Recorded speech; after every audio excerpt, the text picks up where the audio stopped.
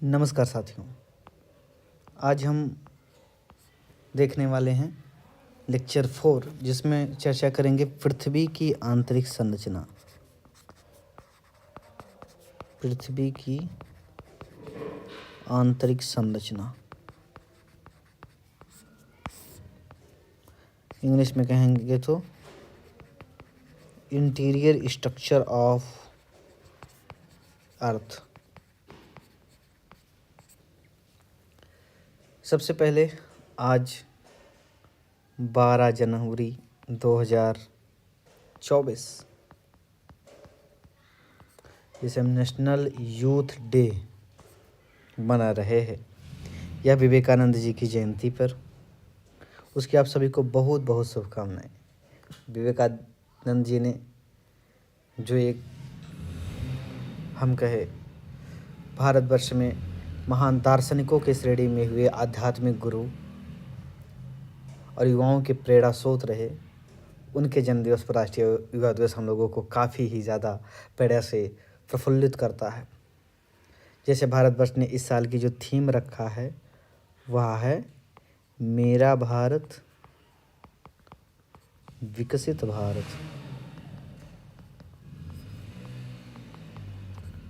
Eight the 2047 for youth by youth and by youth, ये है theme. कितना ही खूबसूरत थीम है। युवाओं के द्वारा ही होगा। हम आप भी इस सेवा क्षेत्र में चलकर राष्ट्र के निर्माण में योगदान देंगे और इस स्वर्णिम लक्ष्य को प्राप्त करने में महती योगदान होगा हमारा आपका भी, विकसित भारत का जो स्वप्न है 2047 तक। आइए देखते हैं पृथ्वी का आंतरिक संरचना की जानकारी आखिर क्यों जरूरी। मोटा मोटा पहले हम देख लें भाई, तभी तो हम जानने में सक्षम होंगे कि जो ये भूकंप, सुनामी, ज्वालामुखी, हम कहें कि महासागर, जो गीजर हैं पृथ्वी पे, खनिज, दुनिया में जो होड़ लगी है, हीरा कितना महंगा है, सोना चांदी, इसके बारे में जाने। इससे क्या होगा, मनुष्य स्वयं को आपदाओं से बचाने एवं संसाधनों के उपभोग हेतु सक्षम होगा। अरे भाई, कितना पेट्रोलियम है, उसी हिसाब से तो हम अगर जानेंगे अनंत है तो हम कैसे संरक्षण करेंगे। इसी से हम कहें संरक्षण को बढ़ावा मिलेगा। तो बहुत सारा आप इस पर ऐसे ही सोचते हैं चीज़ों को। नई नई टेक्नोलॉजी आती है कि इसका कितना इष्टतम उपयोग किया जाए, तो ये जानकारी होती है। तो इसलिए जानना ज़रूरी है कि आंतरिक, अभी हम बात करें पृथ्वी की आंतरिक संरचना को जानने के, तो अभी जो डीपेस्ट मैन मेड होल है, अब भाई पृथ्वी की त्रिज्या लगभग कितनी है, 6370 किलोमीटर। अब इतना गड्ढा तो कोई खोद नहीं सकता, पृथ्वी ही 2 टुकड़े में हो जाएगी। तो अब या हम होल करके जान पाएँ, तो अभी तक हम कहीं जानकारी आप लिख सकते हैं कि डीपेस्ट मैन, सबसे गहरी मानव निर्मित जो खान है, डीपेस्ट मैन मेड होल, ये जो हमने गहरा बनाया है रिसर्च के लिए, रिसर्च पर्पज से, वो क्या है, वो है कोलावाल, कोला कुआं हम कहते हैं, वेल। ये कहाँ है, कोला प्रायद्वीप, रूस। एक जानकारी भी है, रूस में है। और डीपेस्ट माइन, आप सोच सकते हैं आप कि अभी हम 6370 किलोमीटर में कहाँ तक पहुँचे हैं। Deepest mine in the world is, अच्छा ये जो है, ये आपकी तो मेन चीज़ भूल ही गए हम लोग भाई, 7 किलोमीटर जो हमने कुआं खोदा, 7। डीपेस्ट माइन 4 किलोमीटर गहरी है खदान। ये कहाँ है, तो आप लिख सकते हैं ये है म्योनेंग गोल्ड माइन, स्वर्ण खदान। ये है जोहान्सबर्ग, साउथ अफ्रीका। छोटी सी जानकारी थी। अब हम चलते हैं कि अब सोचिए तब हम कैसे जान पाएंगे कि उसके अंदर स्थिति क्या है। कि मानव निर्मित सबसे खदान भी कहीं ना कहीं 4 किलोमीटर, रिसर्च के लिए हम गड्ढा खोदे हैं 7 किलोमीटर तक है। तो हमें कुछ अप्रत्यक्ष स्रोतों पर निर्भर रहना होता है। तो अप्रत्यक्ष सोर्स क्या है, उसे आप एक बार लिख सकते हैं। अंदर के इंटीरियर के इंफॉर्मेशन के लिए अगर हम कहें, आंतरिक भाग के संरचना की जानकारी के लिए अप्रत्यक्ष सोर्स नंबर 1।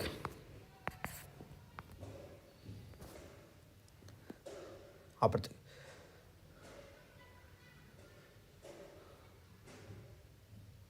भौतिक स्थिति का अध्ययन, इंग्लिश में कहेंगे क्या हम, किसका, फिजिकल हम स्टडी करते हैं, भौतिक स्थिति का अध्ययन, जिसमें क्या आएगा, ताप, दाब एवं घनत्व। और इसका स्रोत क्या है, ये पता चलता है ज्वालामुखी क्रिया से।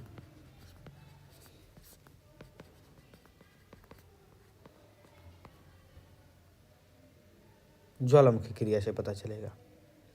कैसे, क्योंकि ज्वालामुखी में जो अंदर से उद्गार होता है मैग्मा का, लावा का, तो उससे हम ये जानने में सक्षम होते हैं कि जो पदार्थ बाहर आ रहा है उसकी डेंसिटी कितना है। तो यानी निकलने वाले पदार्थों से डेंसिटी पता चलती है, निकलने वाले पदार्थों का अध्ययन। दूसरा,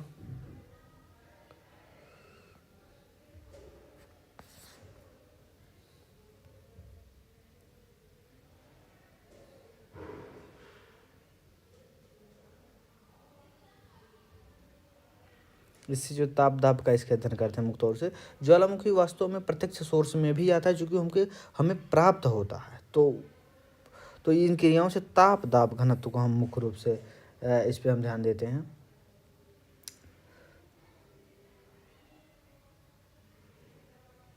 दूसरा जो प्रमुख है वो है मिटियोर्स का अध्ययन, हम बताया था, उल्काश्म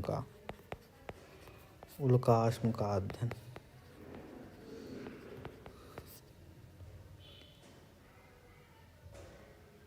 इसे जाहिर सी बात है जलते जलते उसका जो बनता है तो उसे कोर की जानकारी मिलती है, कोर या आंतरिक भाग की जानकारी पृथ्वी की मिलती है, क्योंकि बाहरी भाग जल जाता है।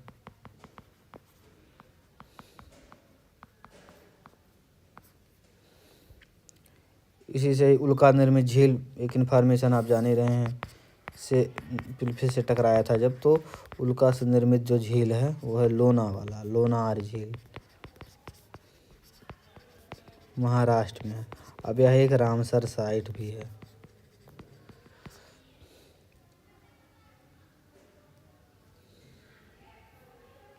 तीसरा है भूकंप विज्ञान।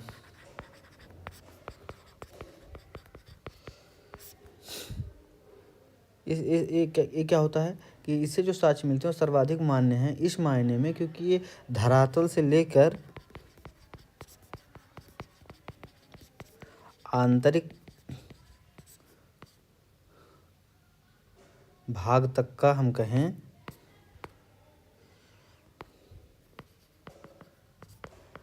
तक के संभावित कंपोजिशन, संभावित संघटन की जानकारी देते हैं। हम कहें वैज्ञानिक व्याख्या करते हैं। ऐसे ही आप कहें तो 4 नंबर पे चुंबकीय क्षेत्र है, कि इससे पता चलता है अगर चुंबकीय क्षेत्र यानी कि इसके कोर में कुछ लोहा या इस प्रकार का पदार्थ है तो वो भी है। गहराई के साथ हम ताप दाब तो बता ही दिए, ये वाला जो है इसको आप केवल कर लीजिए ताप दाब घनत्व। तो ये जो अंदर नहीं तो आप कंफ्यूज हो जाएंगे ज्वालामुखी को लेकर के, इसे मिलता है। फिर पृथ्वी पे कहीं कहीं गुरुत्वाकर्षणीय विसंगति है, जिसे हम कहते हैं ग्रेविटेशनल एनोमली। कैसे आपको पता चला कि भूमध्य पे यह कम है वो और ध्रुवों की तरफ ज़्यादा है, तो इससे भी हमें पता चलता है।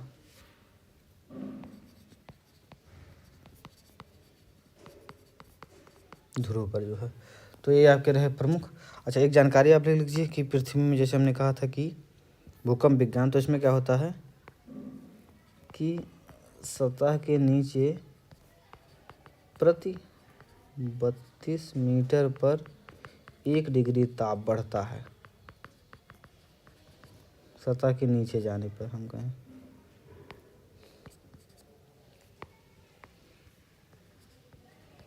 नीचे जाने पर 1 डिग्री तापमान बढ़ता है। कोर का जो संभावित तापमान है वो है लगभग 6000 डिग्री सेल्सियस। अच्छा, केल्विन में आए तब भी आप इतना मारो लगभग, क्योंकि 273 का ही अंतर होता है डिग्री सेल्सियस और तापमान में।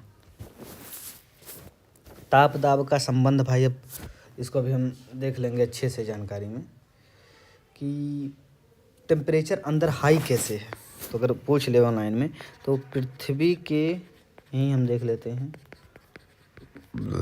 कोर का तापमान इतना अधिक क्यों? सीधा है कि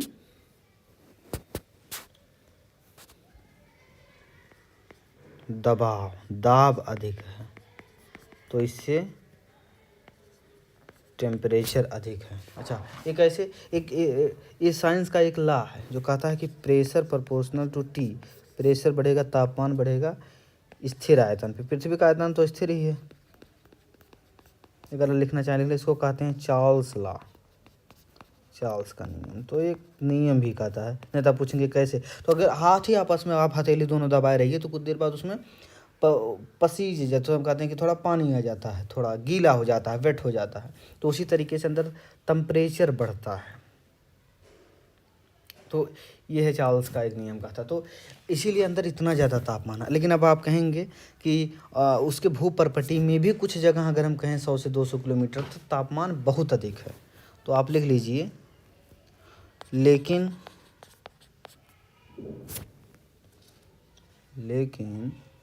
जो हमारा ऊपर का एरिया है,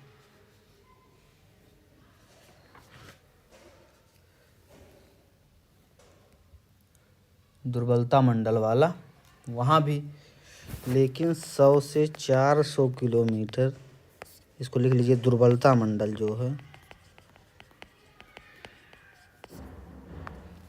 में तरल अवस्था क्यों यहाँ से भी कुछ ज्वालामुखी उद्गार होता है, जो कुछ लावा का स्रोत है। अच्छा, एक्चुअली ज्वालामुखी मैं आगे बताऊंगा अच्छे से आपको कि ज्वालामुखी का स्रोत ना केवल दुर्बलता मंडल एक है जो अंदर से आता है कोर से, तो वह ज्वालामुखी कभी नहीं शांत होते, हमेशा जागृत रहते हैं। अब कुछ दुर्बलता मंडल में ही है। तो यहाँ पर आप समझिए, यहाँ के ये ताप दाब नहीं, क्योंकि भाई अगर इतना ज़्यादा दबाव ऊपर ही हो गया, टेम्परेचर हाई हो गया, तो फिर कोर में एक्चुअली यहाँ का जो कारण है रेडियो एक्टिव तत्व, इनसे टेम्परेचर हाई, रेडिएशन होता है, तो इनसे यहाँ पर टेम्परेचर हाई है। इसको हम बाद में भी अच्छे से देखेंगे। थोड़ा आप डेंसिटी लिख लीजिए, घनत्व, डेंसिटी। तो पृथ्वी का जो घनत्व है वो है 5.5 ग्राम पर सेंटीमीटर क्यूब। यूपीएससी तो देता है कि आपको केवल बताना होता है नॉर्मली कि कितना, कंपेयर करना है कि महाद्वीप का। अगर कहीं कॉन्टिनेंटल एरिया का, अब मैं हिंदी लिख रहा हूँ, आप लोग शिकायत किए थे भाई, महाद्वीपीय क्षेत्र कॉन्टिनेंटल रीजन का जो है वो है 2.73 ग्राम पर सेंटीमीटर क्यूब। महासागरीय ओशियन रीजन का जो है 3 ग्राम पर सेंटीमीटर क्यूब। और कोर का हम कहें, क्रोड जो है पृथ्वी का, क्रोड का है 17 ग्राम पर सेंटीमीटर क्यूब। एक मोटा मोटा आप ऐसे अनुमान बनाए रखिएगा। अब देख लेते हैं डायरेक्ट सोर्स क्या है पृथ्वी के अंदर जानने को। तो प्रत्यक्ष स्रोत, जानकारी के प्रत्यक्ष स्रोत में जाहिर सी बात है, आप जब खदान करते हैं तो खनन और ड्रिलिंग से जो निकलता है, खनन एवं ड्रिलिंग। अब इसमें अगर आए तो आप अच्छा खासा बता दीजिए, जो खनिज निकल रहे हैं, पेट्रोलियम भी अंदर से आ रहे हैं, वही सब हैं नंबर 1।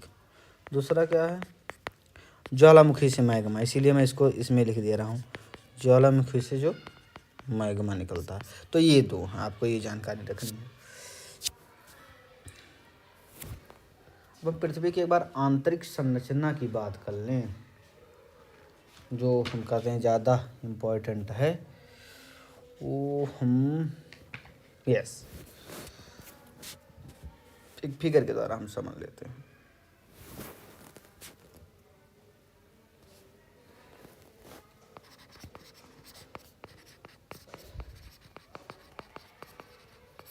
आंतरिक संरचना अच्छे से देखते हैं भाई।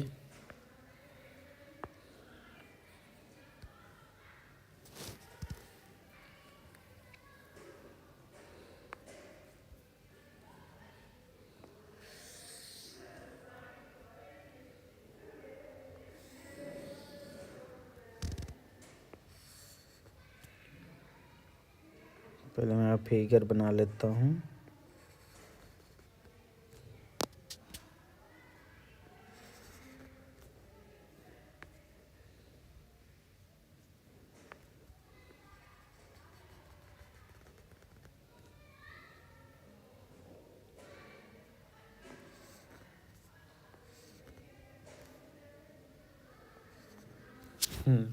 आप लोग अच्छे से देख लीजिए, क्योंकि इसमें बहुत सारे क्वेश्चन बन सकते हैं। अभी हम देखते हैं। जाहिर सी बात है 0 किलोमीटर, 100 किलोमीटर, 400 किलोमीटर, 2700 किलोमीटर, इसमें पूरी जानकारी मैं लिख दे रहा हूँ। 2900 किलोमीटर, 5100 किलोमीटर, और जाहिर सी बात है ये आपका होगा सेंटर 6400 किलोमीटर। अब इसे जो हम कहते हैं ये वाला भाग, ये वाला, इसे स्थल मंडल कहा जाता है।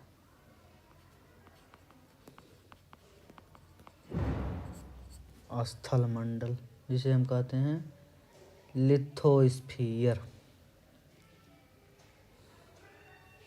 इसे 100 से 400 किलोमीटर को दुर्बल मंडल, इसे इस वाले क्षेत्र को मध्य मंडल, ये जो है इतना बाह्य क्रोड, आउटर कोर हम कहते हैं। ये जो है इनर कोर, आंतरिक क्रोड। अब ये भाई कहेंगे तब ये सर क्या है, ये है संक्रमण क्षेत्र। अब आप एक मोटा मोटा समझ गए होंगे कि 100 से 400 का जो क्षेत्र है ये वाला दुर्बल मंडल, ऊपर 100 किलोमीटर तक स्थल मंडल, फिर मध्य मंडल है 400 से 2700, 2700 से 29 संक्रमण का है, फिर बाह्य कोर, आंतरिक कोर। अगर देखो इसका बहुत तरीका है। एक तो ये है जो हम बताते हैं लिथोस्फीयर, मेसोस्फीयर, जो आप पढ़ते हैं बहुत।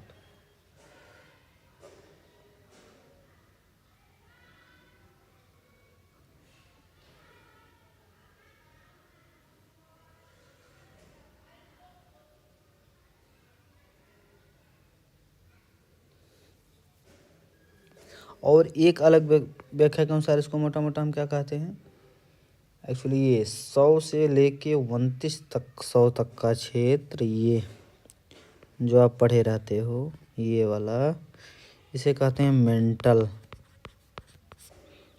इसे क्या कहते हैं, 0 से 100 वाले को इसको कहते हैं भूपर्पटी। 0 से 100 और 100 से 2900 से 64 को हम कहते हैं क्रोड। तो जिस मायने में वो पूछेंगे फिर बताते हैं आपको। भूपर्पटी में क्या होता है आपने पढ़ा ही है कि सिलिकॉन एंड एल्युमिनियम, इसी को सियाल कहते हैं, सिलिकॉन एल्युमिनियम। मेंटल में आप पढ़ते हैं सिलिकॉन एंड मैग्नीशियम। थोड़ा गलती हो गया, सीएल ये महाद्वीप क्षेत्र में होता है, फिर महासागर वाले एरिया में सीमा, सिलिकॉन, मैग्नीशियम। और क्या है, महाद्वीपीय क्रस्ट, महासागरीय जो है सिलिका और मैग्नीशियम से बना है, सिलिकॉन है सिलिका, तो आप देख लीजिए वही सिलिका। और फिर ये मेंटल मेंटल में नहीं, और ये आंतरिक जो क्रोड है ये बना है निकिल और फेरस से। ये हो गई आपकी एक जानकारी। घनत्व हमने लिख दिया है सबका। तो लिथोस्फीयर ये है 0 से 100 वाला लिथोस्फीयर, मेंटल कोर हो गया। और देखते हैं अब जो भूकंप से आता है जो तरंगे उत्पन्न होती हैं, तो अधिकतम जो उनकी गति होती है उसे हम समझता हूँ भूकंप वाले में समझेंगे। देखिए आप लोग कहीं ना कहीं उसे फिर भ्रमित हो जाएंगे, क्योंकि जो प्राइमरी वेव्स होती है वही केवल आंतरिक कोर तक जाती है। सेकेंडरी चूँकि द्रव माध्यम में नहीं चल पाती, इसलिए वो यहीं ख़त्म हो जाती है, तो ये पी का क्षेत्र कहा जाता है। प्राथमिक तरंगें यहाँ भी जाती हैं। तो ये होगी जानकारी। अब इसी में हम एक और लिख लेते हैं, कुछ आता है असंबद्धता, जिसे हम कहते हैं डिसकंटिन्यूटी। तो 5 डिसकंटिन्यूटी होती हैं, वो मैं आपको लिख दे रहा हूँ। 5 डिसकंटिन्यूटी, ये सब याद करने वाली चीज़। डिसकंटिन्यूटी मतलब ये कि ये सीमा अगर ख़त्म हो गई तो ये वाला एरिया क्या कहा जाएगा, ये सीमा पे 2 3 4 5। अब ध्यान से आप इस फिगर में ही देख लीजिए, 1 2 3 4 5। तो हम देखते हैं अब ये पूरा देख रहे हैं आप, मेंटल है ये वाला, ये मेंटल है। तो इन मेंटल्स को जो ऊपर नीचे अलग कर रहा पर मेंटल लोअर मेंटल को, तो इसको कहते हैं, लिख दे रहा हूँ, रेपिटी डिसकंटिन्यूटी। फिर अब मेंटल को क्रोड से जो अलग कर रहा है ये 2900 पे, इसको हम कहेंगे, नंबरिंग हटा दो, मे भी चेंज हो कभी।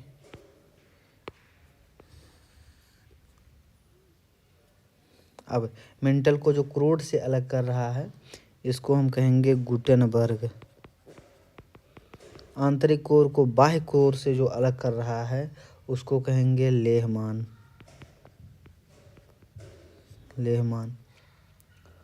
और महाद्वीप को महासागर से जो सीमा वाला चीज़ है, ऐसे होता है ना पानी वाला रीजन, ध्यान से आप समझेंगे। अगर ये है, अगर महाद्वीप है तो इससे तली जो महासागर की नीचे होगी, तो इनको कहा जाएगा ये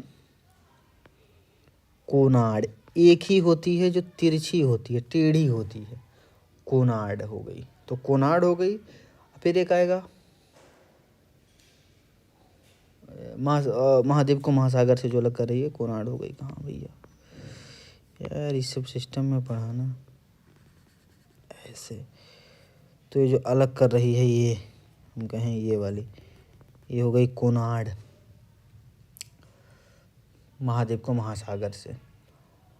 और अब जाहिर सी बात, भूपर्पटी को मेंटल से जो अलग कर रही है वो हो जाएगी मोहो।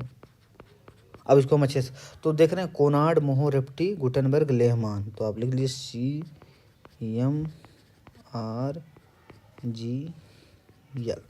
तो इसी को याद रखना आपको, कोनार्ड, मोहो, रेप्टी, गुटेनबर्ग, लेहमान। मैं इसे याद करने का मेरा ट्रिक था कि यल फाल लास्ट, तो यल अंतिम रहेगा और CM तो हम जाने नहीं। तो कोनार्ड, मोहो, रेप्टी, गुटेनबर्ग, लेहमान, आप याद रखिए, कोनार्ड, मोहो, रेप्टी, गुटेनबर्ग, लेहमान। एक छोटा फिगर में अगर बताएं हम तो 3 होते हैं स्ट्रक्चर, भूपर्पटी, मेंटल, कोर।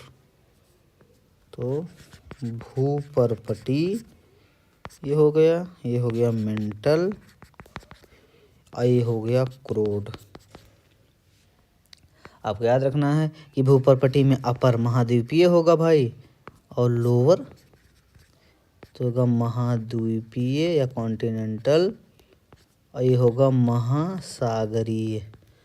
तो महाद्वीपीय को महासागर से अलग करने वाली को, इसको जो नाम दिया गया है वो है कोनार्ड।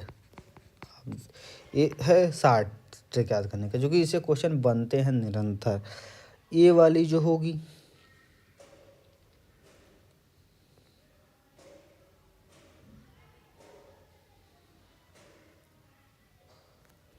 ये वाली भूप्रपटी सेमेंटल को, इसको मोहो कहा जाता है।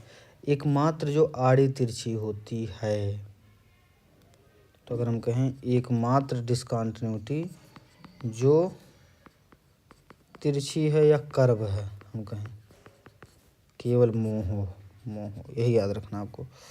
फिर मेंटल में ऊपरी नीचे अब भाई अपर मेंटल लोअर मेंटल, तो हम कोनार्ड मोहो रेपेटी।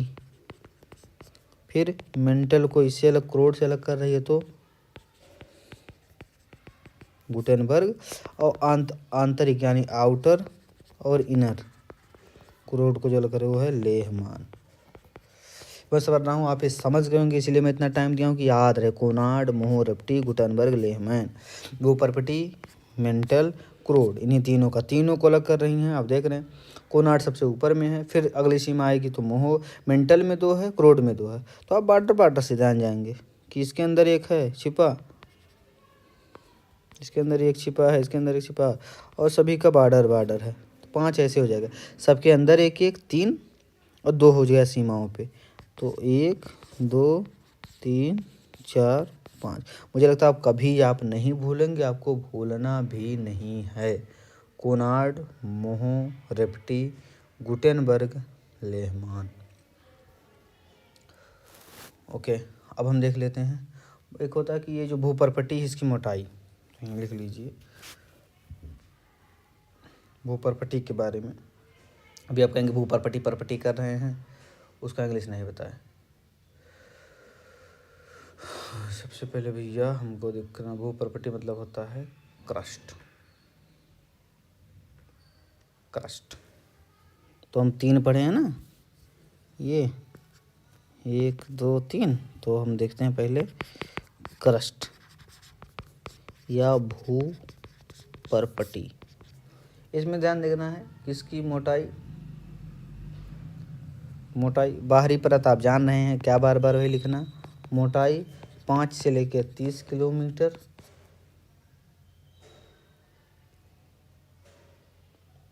है, और अगर बात करें तो महाद्वीप पे 30, और महाद्वीपीय समुद्र तल पर केवल 5 किलोमीटर है। समुद्री तल पर केवल 5 किलोमीटर मोटी है। इसकी संरचना बता दिया था, यह महाद्वीपीय क्षेत्र पे। इसमें पाया जाता है सिलिका एल्युमिनियम, और यहाँ सिलिका मैग्नीशियम। अब आप जान ही गए होंगे। सीमा घनत्व मैं पहले लिख दिया हूँ। तो जो स्थल, जिसे हम कहते हैं स्थल मंडल या लिथोस्फीयर, ये और कुछ नहीं होता है बल्कि क्रस्ट, ये दोनों क्रस्ट को मिला के महाद्वीपीय महासागर प्लस ऊपरी मेंटल। इसीलिए आप देखे होंगे कि वो 100 किलोमीटर तक है, तो 0 से 100 किलोमीटर तक ये है। क्रस्ट की रचनाएं, संरचना भाई बहुत तत्व आते हैं, तो इसकी संरचना में 93 एलिमेंट हैं। केवल 8 ही संपूर्ण का 99.5% है 93 एलिमेंट में। इसमें ज़्यादा क्या है, अधिकांश में केवल देख लीजिए सबसे ज़्यादा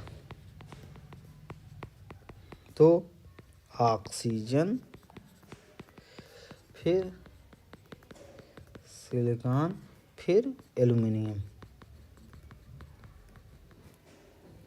सियाल हो ही गया, सिलिकॉन एल्युमिनियम, सबसे ज़्यादा ऑक्सीजन। यही याद रखना है कि क्रस्ट में सबसे ज़्यादा होता है ऑक्सीजन लगभग 46%, सिलिकॉन होता है 27%, एल्युमिनियम होता है 8%। तो यही अधिकांश मात्रा इसकी होती है, यही ध्यान रखिएगा क्रस्ट में आपके। मैं समझता हूँ क्रस्ट हो गया। मेंटल में बता दिया हूँ, अगर आपको याद हो। मेंटल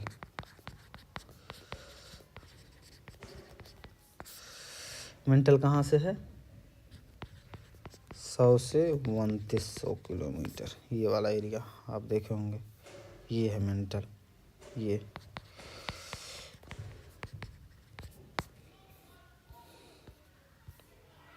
100 से 2900 किलोमीटर। तो मेंटल किससे बना है? संगठन कंपोजिशन अगर हम कहें तो इसमें है सिलिका, मैग्नीशियम, आयरन, फेरस। ऊपरी मेंटल निचली मेंटल आप पढ़ लिए, उसको जो डिवाइड करती है वो क्या है? रेपिटी है।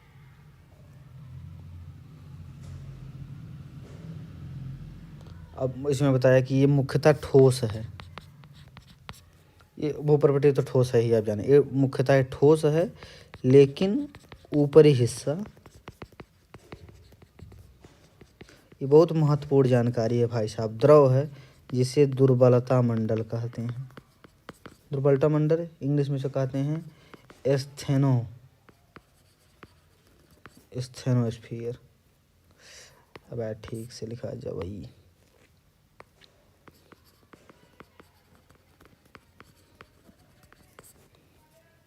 ये हो गया, स्थेनोस्फीयर कहते हैं। कारण में लिखा दिया था रेडियो एक्टिव पदार्थ। बहुत जानकारी आपको दूसरी जगह नहीं मिलेगी, तो आप यहाँ नोट कर लेंगे, रेडियो एक्टिव पदार्थ इसके प्रमुख कारण है। यहीं से यहाँ नहीं हम कह सकते हैं, ये भी ये लावा का स्रोत है जो ऊपरी ज्वालामुखी होता है। इसके नीचे जो है वो मेजोस्फीयर है, इससे दुर्बलता मंडल के नीचे आप जान ही रहे हैं। तो मेंटल का जो घनत्व है वो है, इसका जो घनत्व लिखे हैं हम, ठोस है भाई, तो घनत्व 3.9 ग्राम पर सेंटीमीटर क्यूब।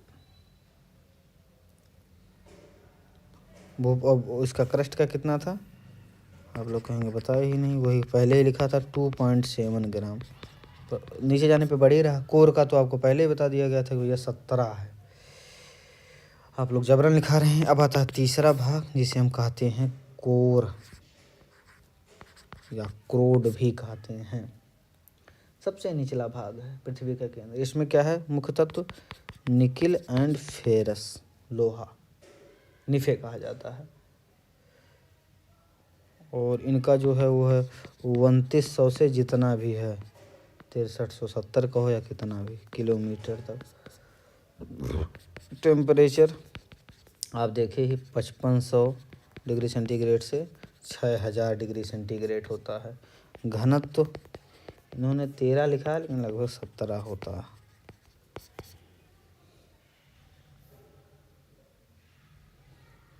इसे बैरिस्फेयर भी कहा जाता है, कोर को, आंतरिक वाहक को मिला करके बैरिस्फेयर,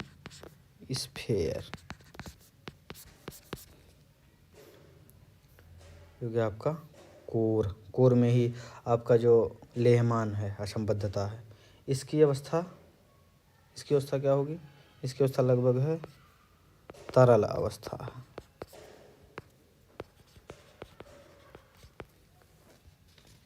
तरल अवस्था है, तरल अवस्था हो गया भैया।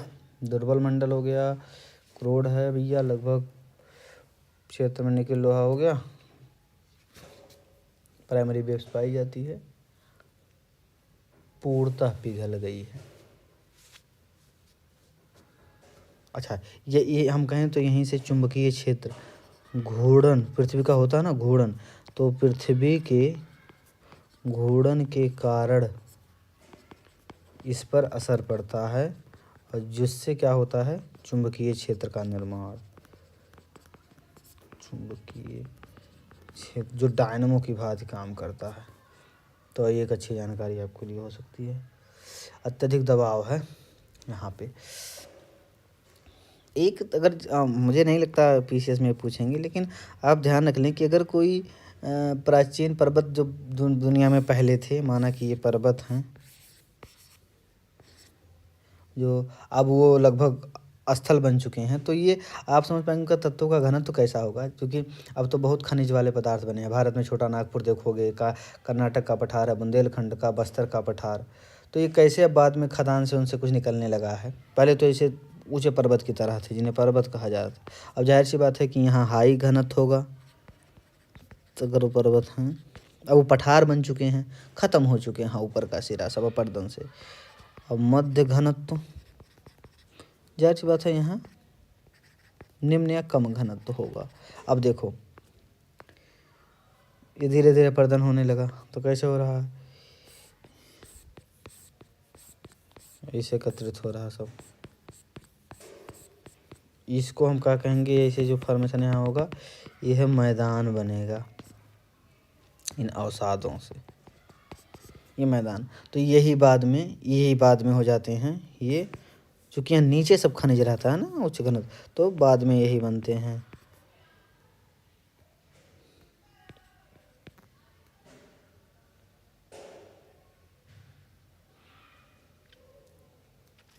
बाद में पठार या अधिक घनत्व वाले खनिज के स्रोत, क्योंकि अधिक घनत्व वाले खनिज नीचे ही पाए जाएंगे। यहाँ पर खनिज की संभावना कम रहेगी ऊपर। तो इतनी छोटी जानकारी आपका। अब असंबद्धता, मेरे ख्याल से चैप्टर लगभग कंप्लीट हो चुका है। मैंने बता भी दिया कि ऊपर पट्टी में जो है लावा का स्रोत वो इतना क्यों लिक्विड स्टेट में है, तो उसका रीजन रेडियोएक्टिव तत्व हो गया। आंतरिक भाग पढ़ लिए, लगभग वह तरल अवस्था में है। अभी उसका सही से व्याख्या नहीं हो पाया कि उसका बाह्य आंतरिक दोनों ही बहुत ज़्यादा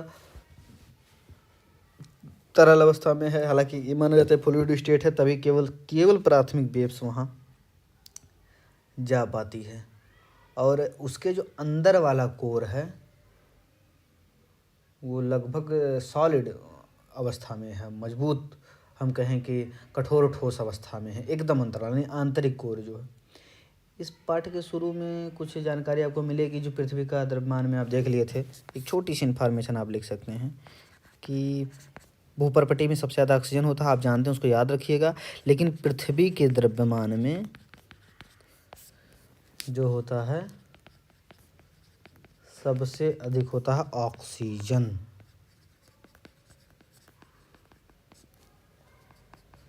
शायद उसमें भी वही था क्या, सिलिकॉन होता है 15% और मैग्नीशियम होता है लगभग 14%। तो यह पृथ्वी के द्रव्यमान में।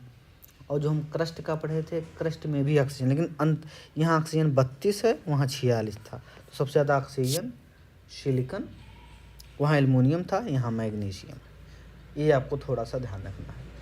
लगभग इंटीरियर स्ट्रक्चर हो चुका है, और सब हम ज्वालामुखी के बारे में बात करेंगे जब फिर से देखेंगे। तो आज की क्लास तो काफ़ी छोटी थी। अगर हम नया चैप्टर शुरू करेंगे तो थोड़ा टाइम टेकिंग हो जाएगा, जो चट्टानों वाला है। मैं समझता हूँ उसको कल ही शुरू करें तो ज़्यादा बढ़िया होगा। ओके, धन्यवाद।